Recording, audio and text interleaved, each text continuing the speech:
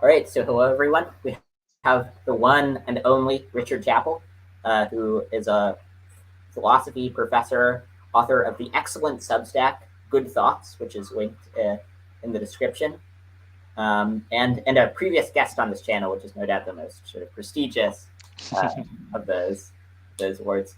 So yeah, we're going to talk about various things. In, we agree on lots of things, but there are a few things that we don't agree on.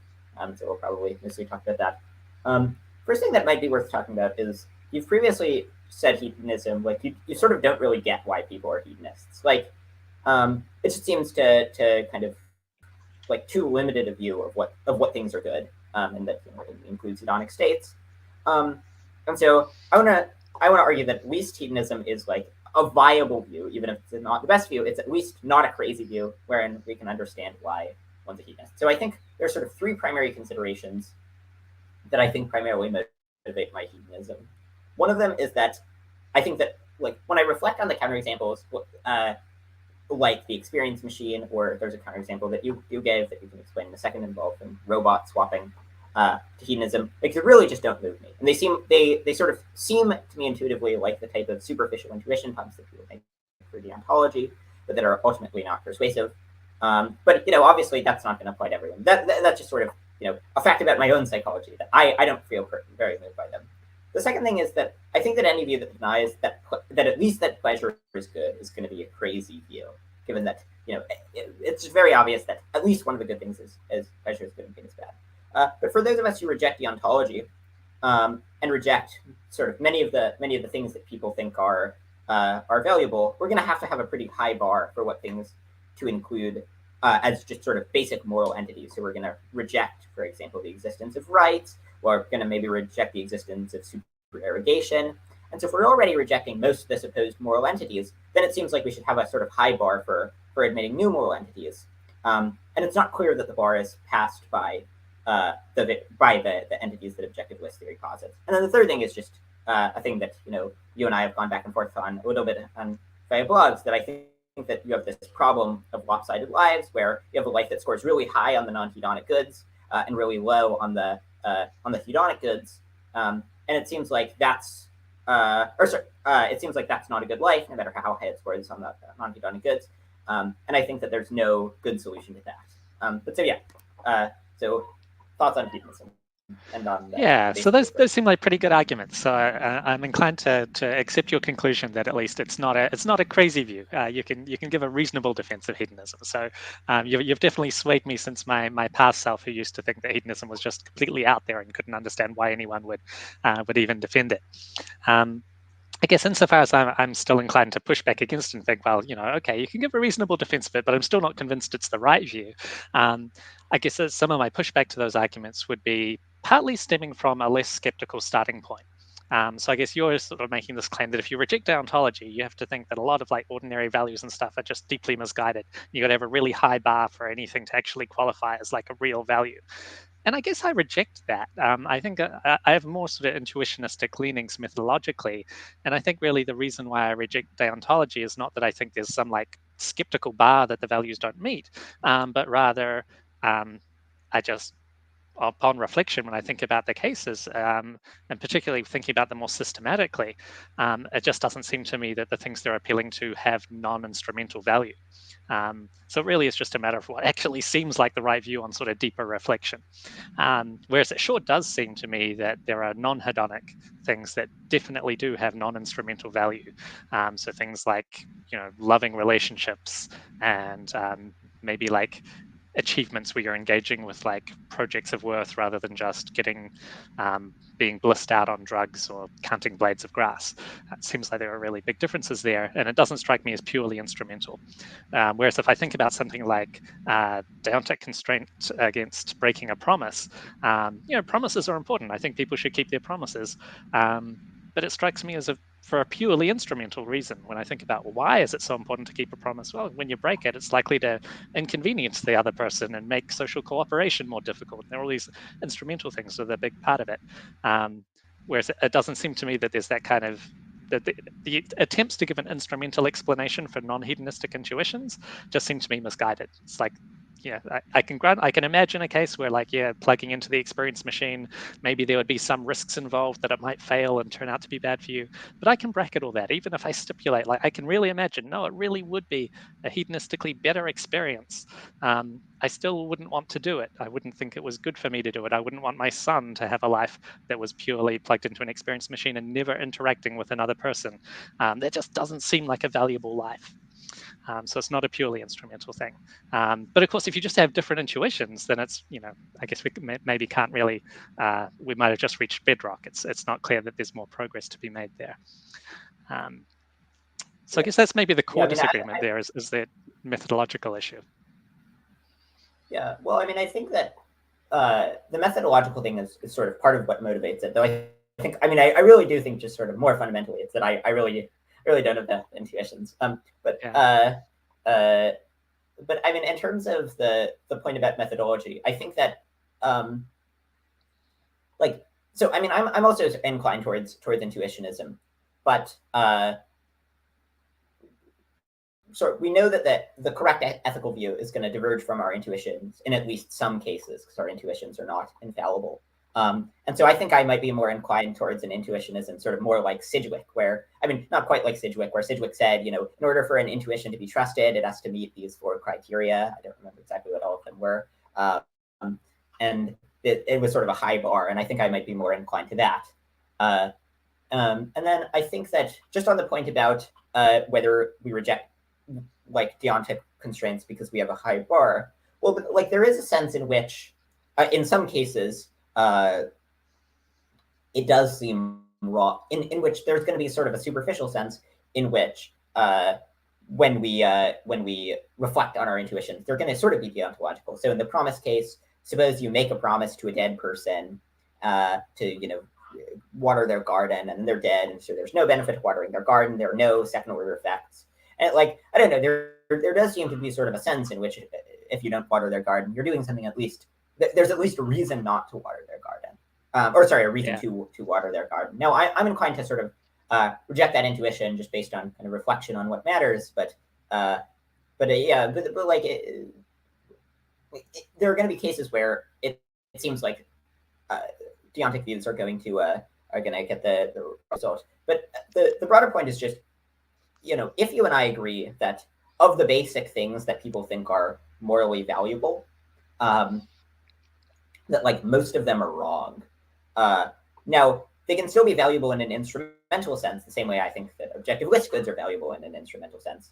And the reason why people think that they're valuable is based on their intuitions. Then it seems like the bar for thinking that something is valuable just based on our intuitions is going to be a little bit higher. Yeah, I'm not sure that valuable is maybe the right word here, since for deontic considerations, it's maybe something more like of non-instrumental fundamental significance. So I guess I'm agreeing with you that, yeah, a lot of things that people think have fundamental significance don't have fundamental significance. So in that sense, I have to be on board with being somewhat revisionary of at least other people's intuitions and verdicts. And so why shouldn't I think it's just as reasonable for you to be sort of skeptical of my welfare intuitions? So I guess maybe one attempt I would make to sort of create an asymmetry here is to suggest that I think maybe we should be more deferential towards people's intuitions about the value of their own life. So I think it makes sense that people could be pretty misguided about how values get turned into reasons. That's something people could easily be mistaken about. And so we could think, deontology is just a little bit confused in this way. They may be pulling on sort of some background sort of rule consequentiality type intuitions about like what a good agent would look like. And so thinking that you've got reasons to do what the good person would do, something like that. So you can give these kind of stories. But when it comes to welfare, I'm inclined to think that the fundamental question, I guess, is what kinds of preferences about our own life are reasonable ones to have? Which ones really make sense? And it seems like the hedonist is stuck in this position of being extremely restrictive. They're saying everything that you care about is irrational, apart from your own mental states and how good they feel. And that's a really extreme claim to say that every other concern you have except insofar as it's instrumental to bringing about more pleasure, all those other concerns are completely irrational. And I just wonder, like, what's the basis for making such a strong claim? Seems to me like people can have all kinds of reasonable concerns. There are some where I'm happy to say, okay, that one's unreasonable. So the person who like cares intrinsically about counting blades of grass, even if it would make them miserable, they still would want to count blades of grass. I'm inclined to think, okay, that's just crazy. So there are cases where you can say, okay, no, I'm not a preferentist. There can be irrational preferences. You would be worse off if you fulfilled that preference and were more miserable and didn't have other kinds of achievements and values in your life. But at least we should have a default presumption towards generally thinking that most preferences people have about their own lives are reasonable ones. And I think it's just sort of a clear empirical fact that most of us care about things beyond just our own pleasure. And it just seems really reasonable. It seems like things like, again, loving relationships, genuine achievements, engaging with projects of worth. These seem like the kinds of things where it makes perfect sense that those would be valuable, worthwhile activities and things that are worth caring about. So that's the heart of my objection to hedonism. It's just like it's really narrowing down what we can reasonably care about, whereas it seems like there's a whole range of things that are reasonable. Yeah, well, so I think that I would agree with you that our intuitions about what's good for us are more reliable than our kind of moral than our other moral intuitions, not about what's good for us, but that are just um, that are just sort of free floating. But I mean, I think that my view also explains that, right? I think that all of our non other than that, we should just promote people's interests. Like all of our views about things that are not about all of our moral views about things other than what's good for people are mistaken. And in the moral case, only some of them are mistaken. So yeah, I think that the view is compatible with thinking that.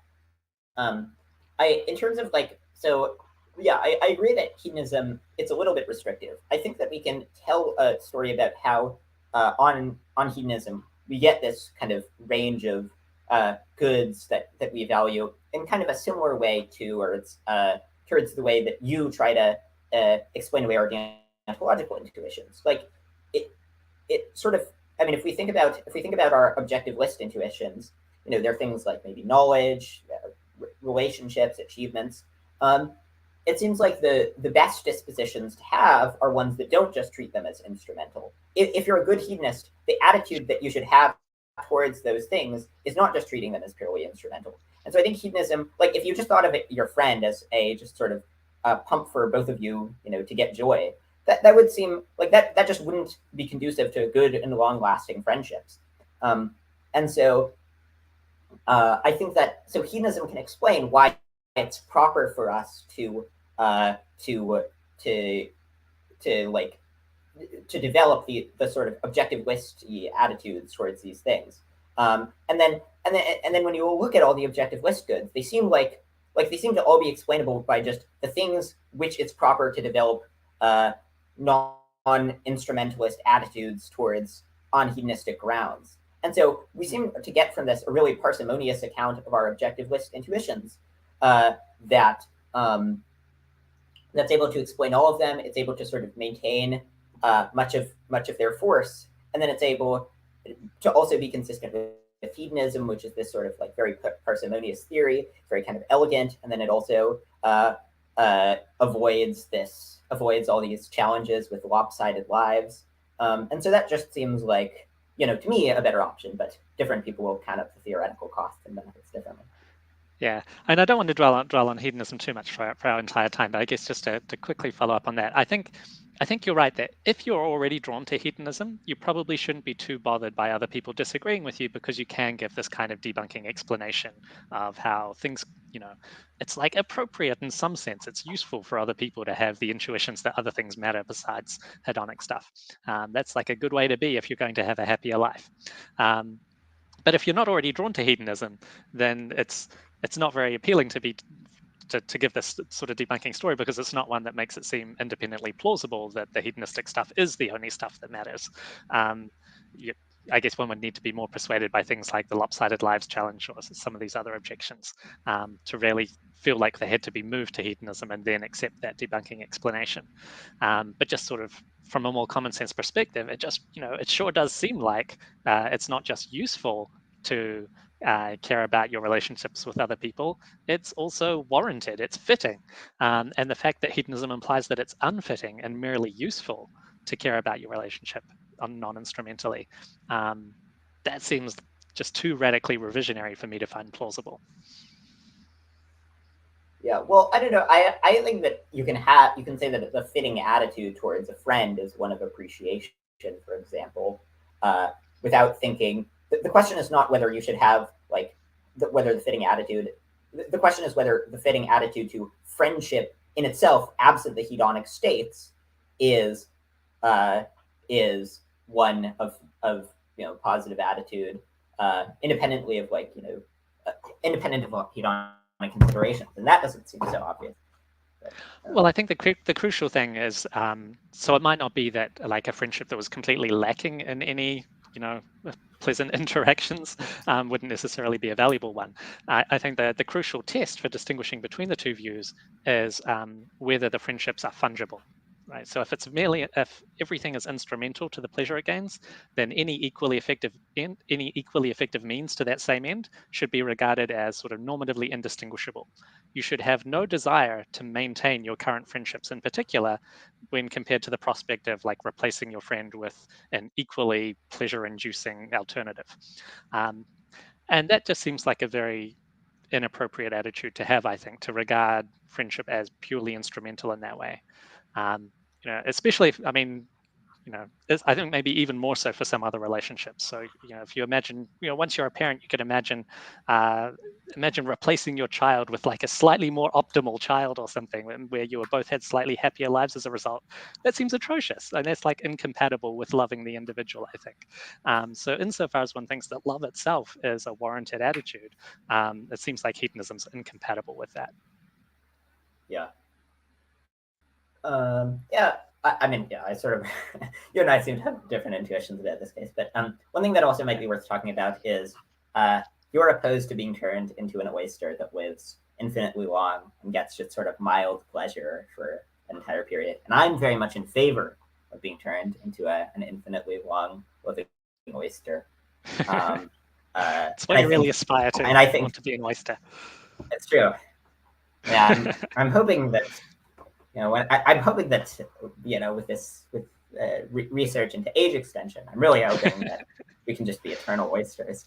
So the basic case for I think for so one argument for just being the oyster that I'd be curious what you think about is, so let's imagine a life where you're supremely happy for 1,000 years. And then let's imagine making it, twice as long and only a little bit less pleasurable at each moment. Well, that seems like an improvement. Well, then do that again, and then again, and you'll keep doing that enough times until you just get to, or rather than twice, let's make it 100,000 times as long, and then you keep doing it, and each time it's just a slight dip in pleasure, and it seems like at each point along the way, things are getting better, and then this culminates in being an infinitely long living oyster, or just a very long living oyster. Yeah, so I think a lot of our sort of intuitions about sort of quantity quality trade-offs, population ethics, and then this intrapersonal analog of population ethics are really distorted by the discussion all taking place against a backdrop of hedonism. So it's kind of, assume let's just sort of bracket all other values and just think about the pleasure of the lives and then compare do the bar graphs of how much pleasure is in each population or whatever. And I think that really pushes one towards the total view, because I think probably if I were a hedonist, I probably would accept totalism straightforwardly. And so I would think, as you think, that the oyster's life is a happier life and maybe more worth having in hedonistic terms than a richer human life, just a shorter lived but happier in other respects life. But when I reflect on why I reject that intuition myself, why I don't want to be the oyster, it's not that the oyster's like missing out on happiness, like higher levels of happiness that I get to have. It's that there are all these other things I want to get out of my life that the oyster can't get. So it's very much a more sort of million, rather be Socrates dissatisfied than the pig satisfied kind of intuition. Um, and I think that's really the intuition that there are other things that matter besides pleasure. Um, so I think that's really the heart of the disagreement there, is that it's coming back to the objective Yeah. list versus hedonism thing. Well, so I mean, suppose that so if you found out that you were in the experience machine, then would you take the wife as the oyster? I still wouldn't, no. So I think there are things, because I think there are some goods that you can achieve in the experience machine that are still sort of distinctively perfectionistic goods that are distinct from the mere hedonic value. So I think certain kinds of achievement and so forth would be like that. So philosophical reflection, thinking about and sort of learning about important truths. These are all things that you can do in an experience machine. They don't require interacting with other people, that can be useful too. Okay. Um, Yeah. Well, sorry. Good. but if we were in a variant of the experience machine where it wasn't active in any way, where it wasn't the results weren't the result of like my brain making choices and then that affecting the computer that was feeding the information into me. It wasn't that at all. Rather, it was like a pre-programmed movie, and I was just like, it was just being projected into my consciousness, and there wasn't actually any active interaction with me there. Um, then I would be more inclined to think, okay, maybe the oyster one is better actually after all. So it's a bit of a revisionary intuition to have. I mean, I still feel some pull towards thinking, no, I mean, a happier, shorter life has got to be better than seems better than the long oyster life. But I think your argument about just doing it in stages is pretty compelling in terms of the sheer pleasure value. Yeah. Well, so think about it. Think about the in the opposite case. Like, suppose you're being tortured. Do you think that Mm. an infinitely long period of just very mild pain would be worse than torture? Because it seems like the badness of torture basically just comes from the just pain induced. There aren't Yeah, really like absolutely. I do not objective have things. any of Yeah. the like lexical priority intuitions that some people have with like really intense torture being like uncompensatable by other things. It's like, no, I mean, that's bad, but like really long minor pain that goes on for much longer seems worse. So yeah. Okay. Well, one thing is that I think like it seems like as long as you think that pleasure is one of the goods, it seems Mm. like there's gonna be a possible life that's better than yours that contains only pleasure. Um, Ah, uh, that I reject. and so okay, Yeah. So I don't. So I guess this comes back to the lopsided lives thing, where I think some kind of like multiplicative type model where the amount of goodness that you can get from a single dimension of value has to be in some sense limited or capped compared to the amount that you can get from others. Um, Seems like really crucial to the things, the sorts of verdicts I find intuitive here. So yeah, I oh don't think okay, interesting. any amount of like purely pleasurable, like blissed out experience machine life would be better than you know uh, like above average good real life. Okay, well, so what do you think? So suppose that at each moment when you're experiencing hormones, uh, that uh, you're you're just supremely happy each moment, and none of the moments do you have memories of the previous moments. Do you think that Okay. the previous moments that you don't have memories of decrease the marginal value of the pleasure at other moments? Yeah, that's a tricky one.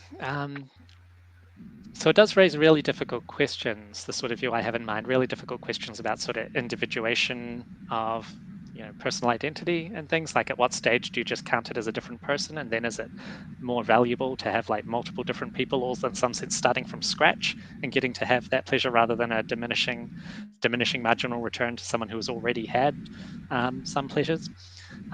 So I don't know the best way to respond to that. um, I think I'll just have to think about it more. Off the top of my head, I mean, it certainly doesn't seem like just forgetting the past stuff should make a difference to um, how good or bad it is in future. But it's also kind of puzzling, as I guess you're raising, how it could be that if you have a long forgotten life in the past, that would actually make a difference to um, the marginal value of having extra pleasure now. So I think it's definitely a tricky tricky collection of issues there to know how best to resolve it. Yeah, I mean, one just worry for the account is like, suppose that it just turned out that prior to you being born as an infant, there was a being that you were R related with for a really long period of time that just was let's say for 100,000 years you were just intensely happy. It seems that this would imply that your current happiness was fairly good at all, and that as the amount of happiness at that time goes to infinity, the value of your current happiness tends towards zero. But that seems nuts. It would be a surprising result, yeah. So I don't Yeah, know what to say about that case. Do you think I the mean, I'm same thing inclined to about think. I mean, I guess I'm sufficiently committed to the idea that just like it seems nuts to me to deny that like valuing your relationships with other people matters and all these other intuitions about like really central, ordinary bedrock sort of cases, that I guess I'm a little bit more willing to think that like maybe there could be weird implications for these really strange cases, and even if they're counterintuitive, that's not as bad as like getting the central cases wrong. So I guess I'm in a sense not too troubled by the fact that I don't know what to say about these weird cases. I mean, I agree that they are challenges, and it's an objection to the view, and it's a completely legitimate objection to raise. But I don't regard it as decisive just because it doesn't seem as bad as getting the central cases wrong. Yeah, well, but I don't know. Like, it doesn't seem that obvious uh, that the view does get the central cases wrong. Like the view that I'm like, you could adopt the multiplicative view. It could be perfectly consistent with objective list theory, and you could just think that that there just are not caps on the value that you can get from any source. And then it seems like the cases where, I mean, it's just trivial that the only cases where that starts being getting weird implications or implications that differ from your current view are ones where you like surpass the cap, and those aren't normal cases at all. Okay. Yeah, no, fair point. Yeah, so I guess it's just a question of balancing the different intuitions and which ones seem like more important to hold on to. Yeah. And one question: do you think that the same thing is true of pain? Do you think that That the badness of how pain much is going to be kept in the badness? same way? Yeah. I'm inclined to think not. So yeah, this does raise tricky issues then about, or at least sort of uncompensated pain. So you might think, I think you'd need to have a view on which someone who is just miserable for an increasingly long time, that does get increasingly bad without limit. Someone whose life contains a mix of misery and happiness, where the happiness outweighs the misery. It's not the case that you separately evaluate them and say, well, the happiness has a value cap, whereas the misery goes on forever, so together they're infinitely bad. Rather, you have to let the happiness compensate for the misery. So if you've got more happiness than misery, but you've got huge amounts of both, it comes out to like mildly positive, not infinitely bad. Yeah, I mean, this does seem like a sort of puzzling asymmetry, this seems to get even weirder implications in cases of memory loss, where it's like how good your happiness is at some moment depends on how much pain you've been in previously. Right. I don't know. Yeah, like Well, it might be though really I guess important for you to have some more happiness to compensate for past pains if you've had them. And if you haven't had them, it just doesn't really matter that much because there's not much room for you to go further up if you're already near the cap. Yeah, it's an interesting implication.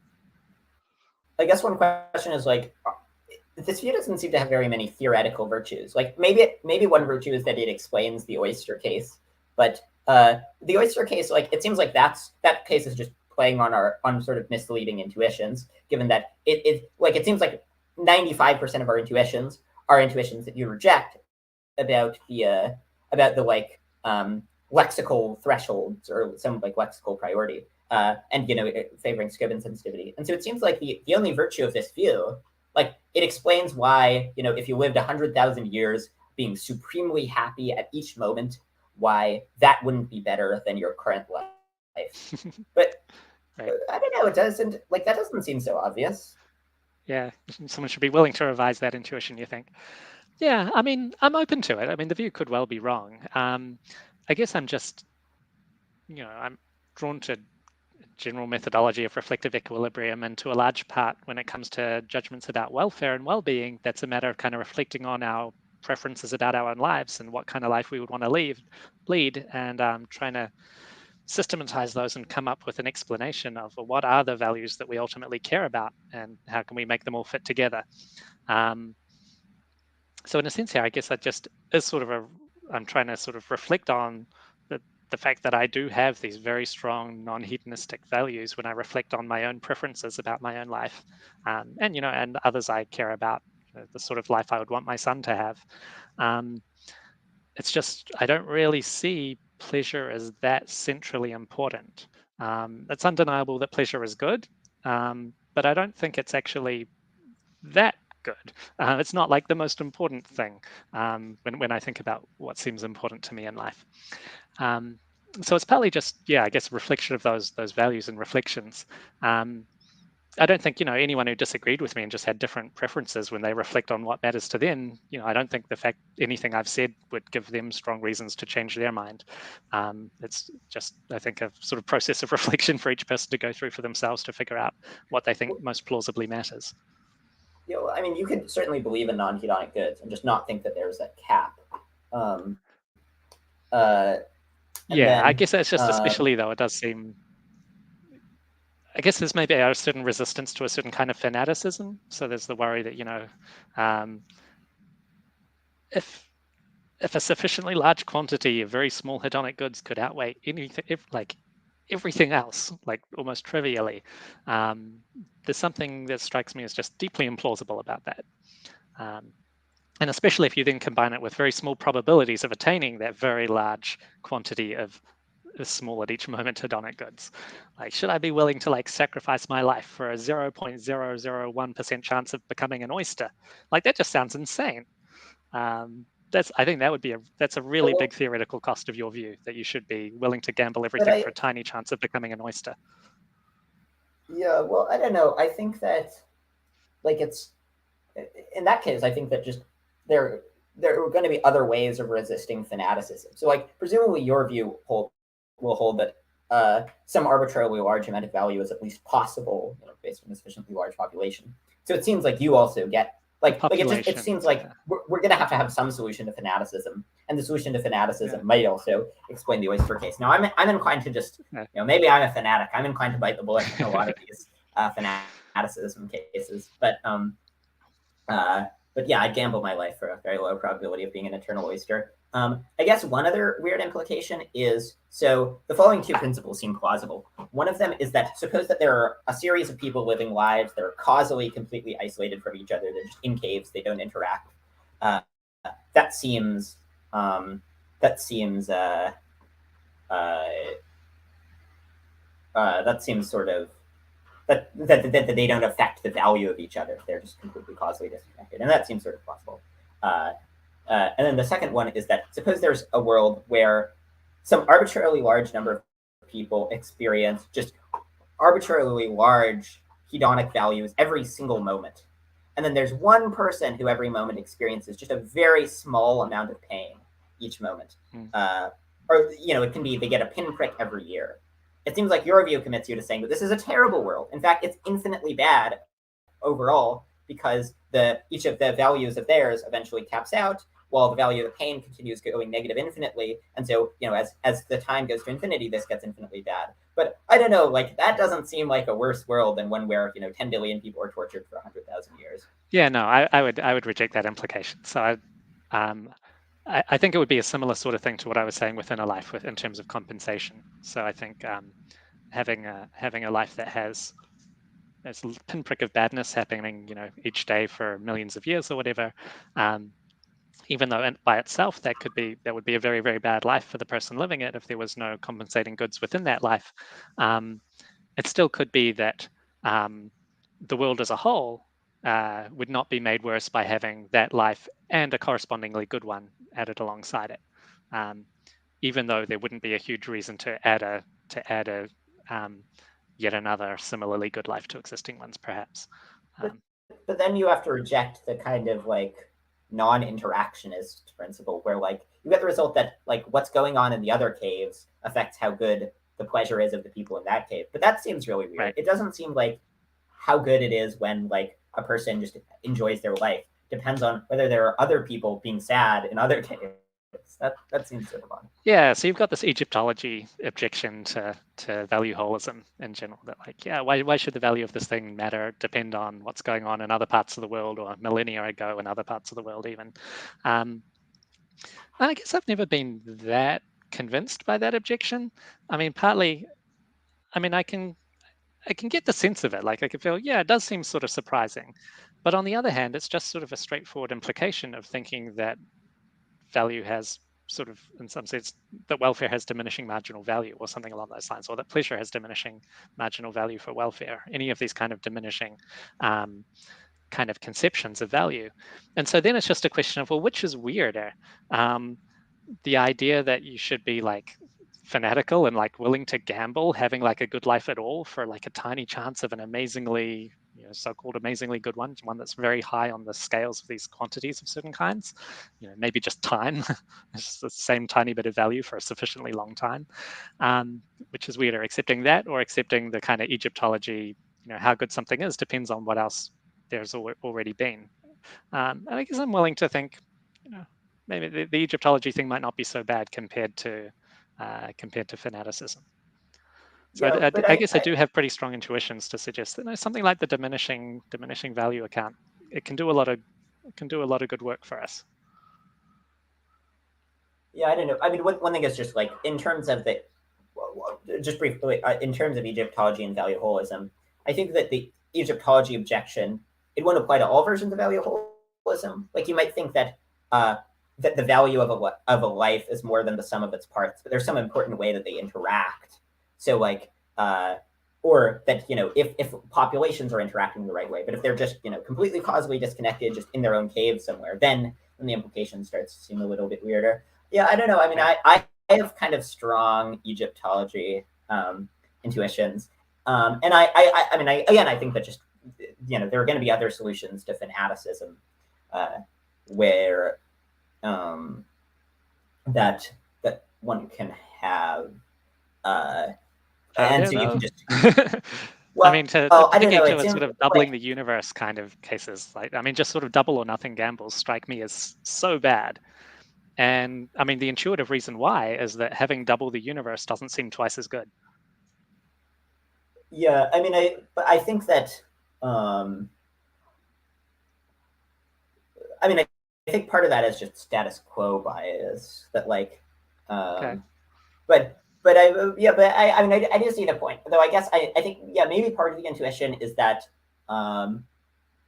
that's true. But I think also part of the intuition, and I think a lot of the intuition is just risk aversion. Right. Yeah. Though I guess if your intuition that, but. I think it's not risk aversion. Let me tell you why. So risk aversion, at least on sort of standard understandings of it, imply that we should be really, really careful to ensure that terrible outcomes don't eventuate. And so this could imply that like we should embrace total extinction, embrace the void, because we don't want to have a like 1 in a million chance of dystopia. And I don't have that intuition at all. Like I think that's crazy stupid. Don't destroy the world just to avoid a 1 in a million chance of dystopia. That would be a terrible thing to do. What seems really important to me is that we achieve a sufficiently good world. It's not a general risk aversion, avoiding terrible outcomes. I mean, do try to avoid terrible outcomes, all else equal, but especially try to achieve positively good ones. And it seems like having a world where people exist and have good lives, that's a really good thing, and we shouldn't want to like risk losing that. So there's a sense in which you can describe it as risk aversion because we don't want to risk losing the good that we have, but it's not the same as sort of a standard sort of formal modeled kind of risk aversion where it's like make sure that you avoid the really, really bad outcomes. It's the sense that actually the good things that we have are like sufficiently good that it wouldn't be worth losing them for a chance of like just doubling everything that exists. And again, you could describe that as a kind of loss aversion. It's like once you've got something, you don't want to lose it. And maybe that's just a psychological bias that is really influencing me really strongly. Like we've got this world, it strikes me as a valuable world. I don't want to lose it.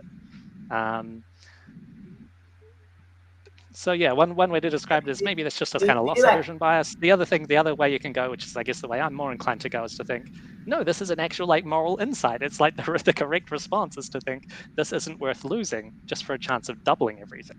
And the way to accommodate that theoretically is through a kind of diminishing returns conception of value. Yeah, I don't know. I have much stronger intuitions about the Egyptology case than I do uh, about like resisting the double or nothing gambles. And I Okay. think like there are just much more plausible like debunking accounts of the double or nothing gambles. So one is status quo bias, and it actually does seem uh, uh, like status quo bias is almost certainly playing a role, given that if we ask like uh, 50% chance of keeping our current world or 100% chance of uh, a world half as good as ours. Um, well, I guess maybe you could think that like because you're a conservative, DeSantis has turned you into a conservative. No, but a conservative about value that you think valuable things should be preserved. But you might think that like if we have two possible futures and one of them is a 50% chance of a future that's just as good as ours, and one of them is a 50% chance of slowly changing into a future that's half as good, or 100% versus 50%.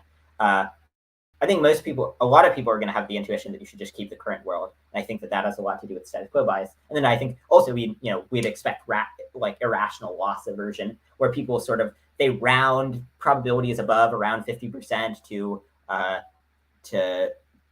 100 and below 50% if they're sufficiently low to zero, just in sort of how we think about things.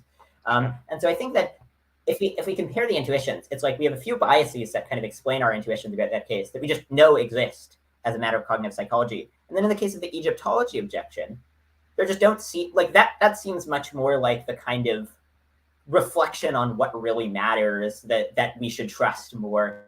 Like it, I don't know. It feels like to me, just sort of the vibe I get is like it feels sort of like comparing the like transitivity intuition versus the intuition that the like people who don't believe in transitivity exploit, where it's like, oh, this implies that 1,000 years of really intense agony is less bad than just a very long time of mild pain, and it's like there is a sense in which I sort of have the other intuition, but like there are just all these kind of factors that make it unreliable.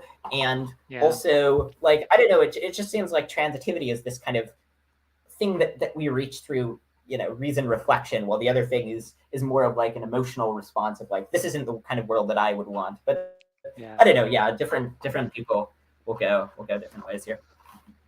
Yeah. No, I mean, I think that's reasonable. I think it's like so I share your sense that the kind of intuition, the sort of atomistic intuition that the value of this life shouldn't be affected by what's going on in ancient Egypt.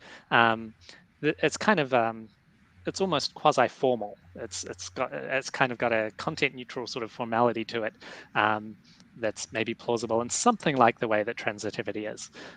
Obviously, I don't think it's got as strong a principled sort of support or basis as transitivity does. I guess I'm inclined to think, transitivity I can't even really make sense of, like evaluation in the absence of transitivity. So it seems non-negotiable.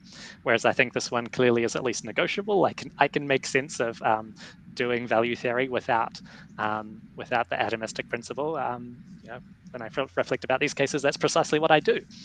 So it seems like it's possible to give it up, and maybe the gains are worth it in terms of having more intuitively compelling results in double or nothing cases. But yeah, it's a difficult trade-off.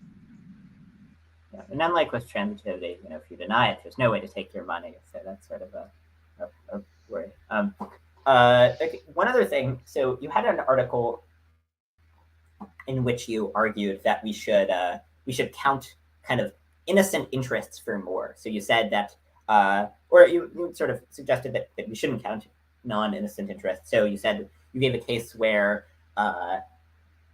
you said basically that like the backlash from anti-vaxxers uh, should not make us reluctant to roll out the vaccine. And so you gave this scenario where you were like, well, let's imagine that a bunch of anti-vaxxers would commit suicide unless, or if the vaccine was rolled out. You were like, that wouldn't mean that we shouldn't do it. Now, I mean, I'd say about that case that we probably shouldn't be swayed just because, don't negotiate with terrorists. Yeah, so there could just be game theory reasons for it. Sure.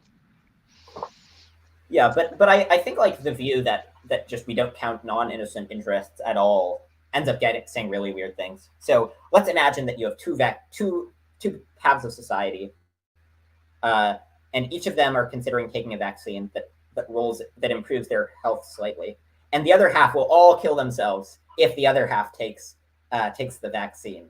Well, it seems like your view requires saying that they have no reason not to take the vaccine, and so if people follow my rule, no one dies, or maybe some people die from the disease, and your rule, everyone dies, and that seems what would you make like that? Yeah, so that's a fun case. So I guess insofar as you want to, at least insofar as I want to discount the sort of illegitimate interests for the sake of ensuring that more innocent interests are realized and that people don't die when when it's in no way their fault and they don't deserve to die. I don't think there's anything in that motivation, from my view, which would lead to endorsing the result that leads to everybody dying. That doesn't seem like a good outcome. So it seems like in the sort of case you're imagining, there's just strong reasons for everyone to want to coordinate, and it's a prisoner's dilemma type thing where you want them to both cooperate with what the other side wants, even though it's an unreasonable desire that the other side has. It's only by both cooperating with the other's unreasonable desire that you end up in the situation where you're in that quadrant where some of you are still alive at the end rather than everybody dead. So I think it's sort of a game theory type response I would give to that, rather than a thinking that it necessarily undermines the idea that desert is relevant. It's just there's nothing desirable about the outcome of everybody dying, right? Yeah. Well, so now suppose that let's imagine that there's some vaccine that I'm considering taking, and everybody else in society will kill themselves if and only if I just take this one vaccine. Like, do you think that that really gives me no reason not to take it? No, I mean, that's a really extreme case. So I think you probably can't discount other people's interests down to like literally nothing. Especially in this case, it's not just these people, it's all future generations as well, right? So you're talking about literally causing human extinction. I mean, we can imagine that, let's imagine, everybody has been sterilized or something. So just, to ignore the... Okay. Yeah, no, actually, I mean, I feel like I'm not so... Yeah, if we imagine that like everyone's sterilized anyway, so actually there's no future that's going to really be affected by this, and it's just a matter of these crazy people are threatening to kill themselves if you get yourself vaccinated. Should you give in to that because there's so many of them that like they're literally all going to kill themselves? It's like, I don't know. It's actually not obvious to me. Especially if you imagine, one way we could imagine the case is have it so that there are some kind of like reproduction pods, so like a new generation of people are going to be created like in 30 years or whatever, regardless of whether the people are alive today or not. All the crazy people could just kill themselves, and then a new generation would be created afterwards, and that would be fine. People shouldn't kill themselves, but if they insist on it, that's up to them. Okay, I have exactly the opposite intuition. But wow, that's a kind of wild view. That's my least utilitarian intuition of all time. Yeah. Yeah. I don't know. And I think that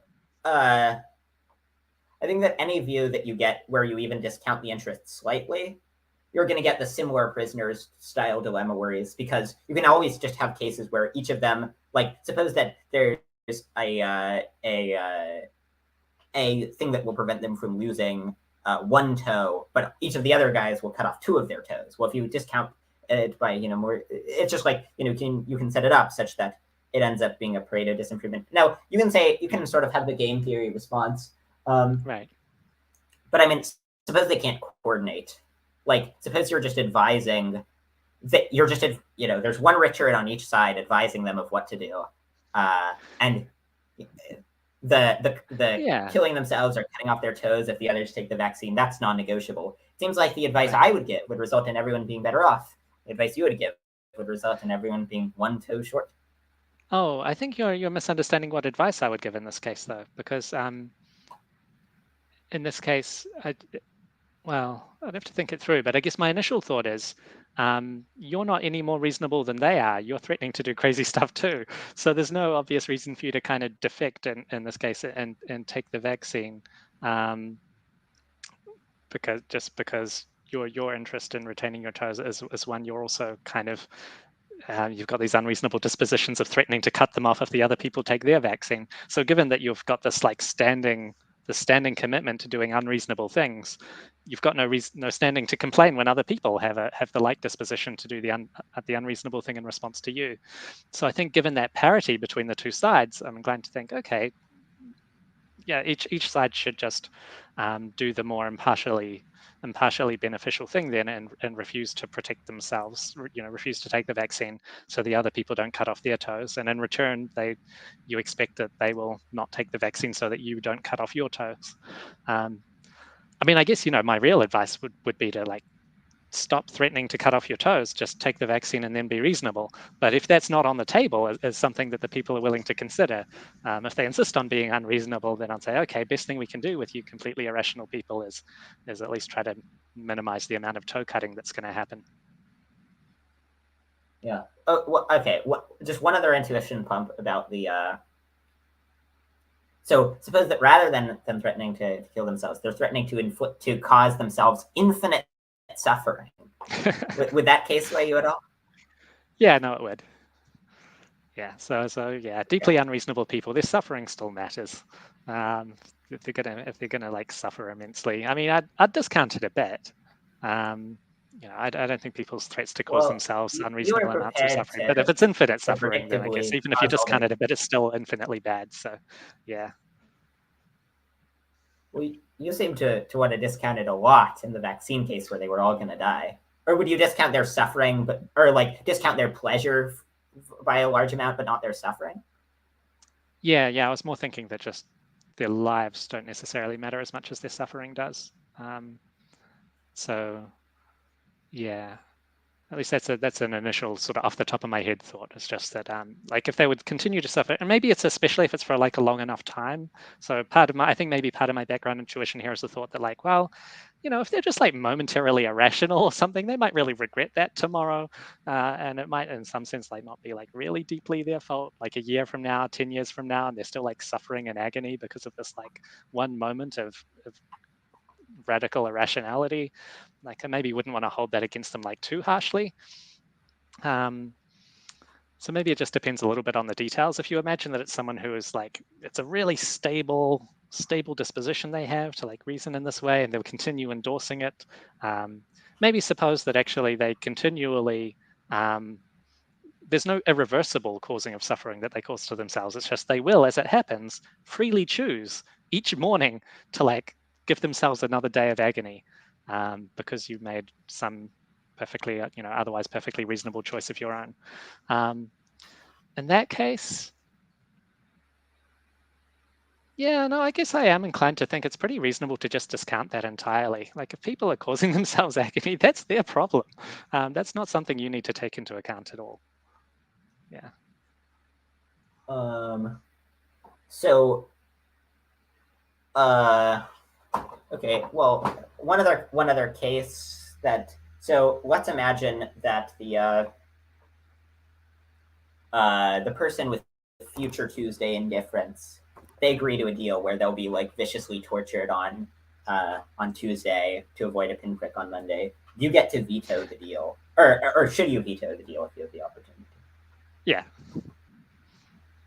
Well, but then it Yeah. seems like you're, or maybe it's like, well, then it seems like you're taking into it because like their interest, they don't care about being tortured on Tuesday, or let's say it's not Tuesday. Let's say over the course of an entire month, uh, they have February, future February indifference, where they just February don't care what indifference. happens to them during the month of February. Um, But uh, once do you February think in comes that around, they case that presumably do. Well, I mean, so suppose the case is like the one that you described, where they're being hypnotized, so they believe it's March, but you ask them what their preferences are, and they say, I really don't want to be. Well, what my preferences are depends entirely on what the month is. If it's currently February, then I would then I don't care about what's happening to me right now. But if it's March, then stop this at once. Okay. Yeah, I mean, I guess in a case like that, I guess I'm inclined to think I would want to veto it because there's not other interests weighing against it that give me a reason to discount the badness of their pain. Well, let's say there are very weak other interests. So let's say that in order to prevent this, you have to prevent one. Like this requires causing one child to lose out on the experience of eating a marshmallow. Yeah, is it fair to deprive a kid of a marshmallow in order to prevent the original, the future February indifferent person from their month of agony? The question that yeah, no, I mean, I definitely have the intuition that it would be worth stopping. It would be worth stopping that agony. So I wonder if partly maybe an upshot of these kinds of arguments is that maybe I shouldn't think that it's like, in any sense, rationally like mandatory to discount the irrational interests or the sort of the undeserved, sort of whatever it is, these kinds of undeserved interests, but rather something like maybe something more like a prerogative. So it might be a view like you're not. It would be like there would be like no standing to like criticize you if you chose to give the marshmallow to the kid instead of like interfering with this person's freely chosen bad decision. It would be like it's a maybe a thing where there's just like a wide range of reasonable permissible attitudes to have towards it, where you could just care more about the kid than about the person making bad decisions about their own life. It's just not a case where you're required to prioritize impartial welfare. But at least seems reasonable to, like it's open to you to say, okay, I would, they're being unreasonable, but even so, I don't want them to suffer, and so I'll try to prevent it, even given some trade-offs. And that might be the way to go. It might be that even in the other cases, the sort of anti-vax ones we were talking about earlier, I feel some pull towards, disregarding the interests of those people I think are being very unreasonable. But I would hesitate to say that it's like mandatory for people to discount them. And maybe if someone else actually thought, no, I mean, I would like to have been vaccinated earlier and protected from the illness, but if accepting, having those experimental vaccines sooner would have led to more people irrationally refusing to get vaccinated at all, maybe that's just not really worth it. I think it's maybe just a case where there's sort of a wide range of reasonable attitudes that people could take. Okay, well, yeah, well, I think there might be a sort of money pump in this vicinity if you're allowing multiple permissible options, just like the standard money pump against incomplete preferences. Because presumably you think that if you either slightly sweeten or make one of the prospects slightly better, that still doesn't change the impermissibility. And so it seems like, if they're inclined to accept the money pump for completeness, then we'll think there's a money pump there. It seems right. So you're going to need to have a response to money pumps given sort of incomplete preferences and those sorts of things. So something like resolute choice, we think, now if you're plumbing for this, you're not going to be responsive to a slight incentive to go the other direction if you can see it's going to lead you in a loop. Yeah. What do you make of Casper Hare's the argument he presents in The Limits of Kindness, where it's like, suppose there's a gamble where suppose you prefer the A plus to A, and you're indifferent between both A, and you have incomplete preferences between both A plus and B and A and B. And then it's like there's a gamble where if you get heads, you'll either get, there are two possible gambles. On one of them, if you get heads, you'll get A plus, and on the other, if you get heads, you'll get B. And then on the second one, if you get tails, you'll get A, and on the other one, if you get tails, you get B. So the gambles are really 50% chance of A plus and 50% chance of B versus 50% chance of A and 50% chance of B. And then it seems like the A plus one's better because, A plus is better than A and the same probability as B. But then actually, no matter what the coin flips, you'll be indifferent between the two options. You get this weird thing where you either have to reject dominance or think that one of the gambles is better, even though you know that you won't end up preferring it. Yeah, it seems like probably the latter one is the way to go. To think that you should prefer the gamble that has the A plus rather than the A in it. But it might also be that you could reasonably predict that whichever way the coin ends up landing, you wouldn't prefer the result of having taken this gamble than over the alternative. That seems reasonable to me. I mean, it's all a little bit funny when you're dealing with these kinds of incomparabilities, but it doesn't strike me as egregious. Yeah. I don't know. I have very strong comparability intuitions. That's actually like one of the intuitions I'm most like. I have extremely strong intuitions in favor of basically all the axioms of expected utility theory. Right. But yeah, I don't know. I find this argument sort of convincing. I don't know. Though it seems like I remember, many months ago I sent you an email asking if you believed in completeness, and you said you were sort of you are inclined to probably reject it, but you thought maybe it's possible that or in incompleteness you think completeness maybe a requirement, but maybe there is a little bit of incompleteness. I mean, it seems like you're adding incompleteness to the view. You're getting all these weird results just to scorn the anti-vaxxers, and it seems like the more moderate view, where you just say, look, your non-innocent interests count a little bit less, but they still count to some degree. That just seems like a better view that doesn't require saying all these weird things. Yeah, no, that could be a reasonable way to go. One other question. Oh, sorry. Do you have to go now, or within a couple minutes? Yeah. Okay. Yeah. Well, so one other kind of objection to the view. So suppose there are two vaccines that you're considering taking. So the first vaccine, it will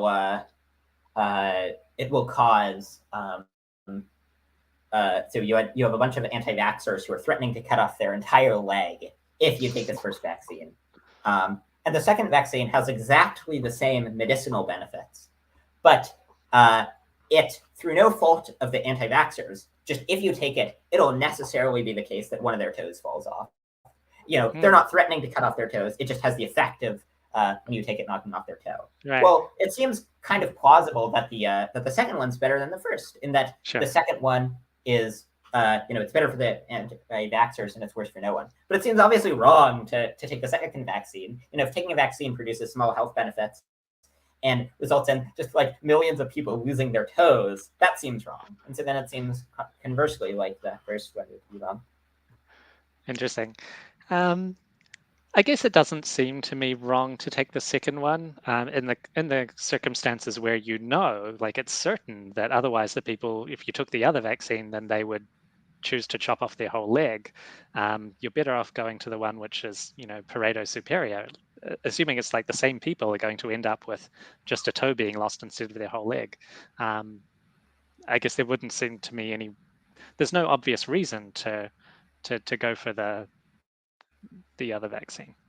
Well, the thought is that in the ordinary case, like if you're just given the option of the toe falling, the vaccine that knocks off their toes vaccine,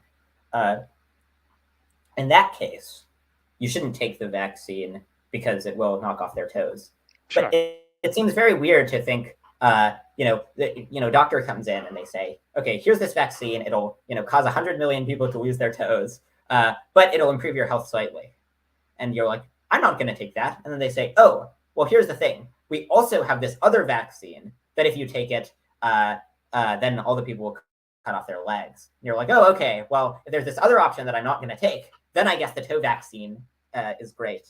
I see. So it's crucial to the case that the benefit you're getting from the vaccine is not as great as the loss of a toe. Yeah. I take it we're not talking about like deadly illnesses you need to protect yourself from or anything. I see. Okay. Yeah, no, that's really interesting. Yeah, so given that it wouldn't be worth losing toes for in general, is the fact that these people are otherwise going to do these unreasonable things, if you took the permissible the ordinarily permissible one make it permissible to do this thing that otherwise wouldn't be.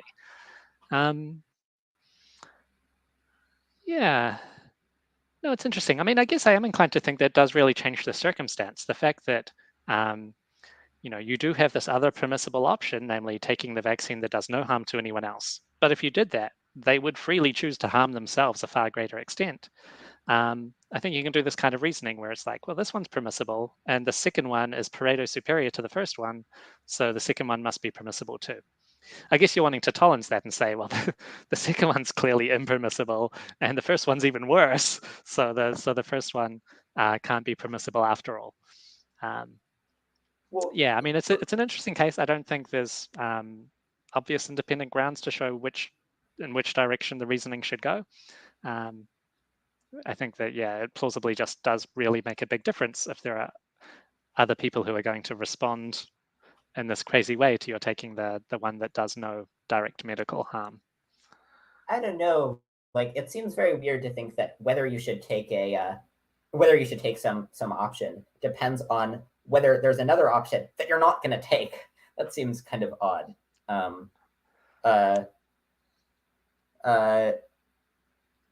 Well, I guess the crucial thing is that you would have taken the harmless one, right? If the one which would not cause any direct medical harm to anyone else.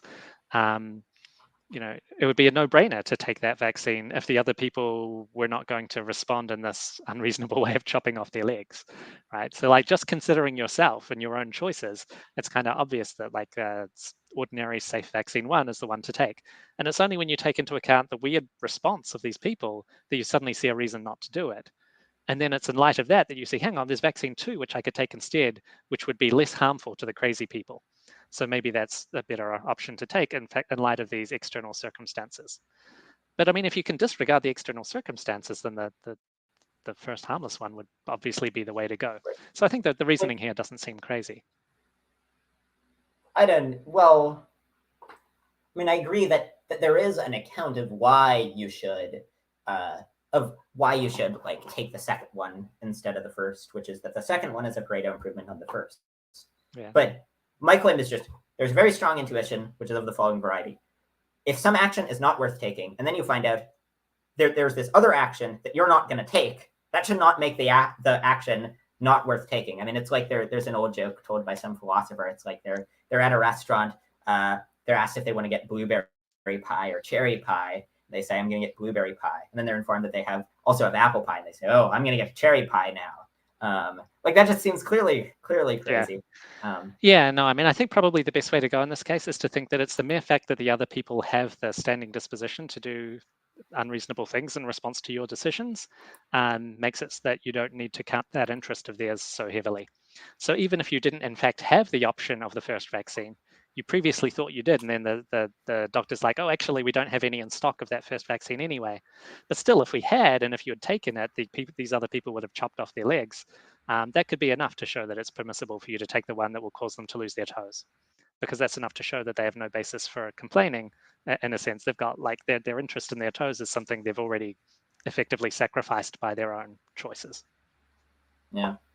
I mean, our intuitions are very different here. Yeah. Yeah, you mentioned you had to go in a few minutes, so this seems like a good time to wrap up. Thanks so much, and thanks for watching, everyone.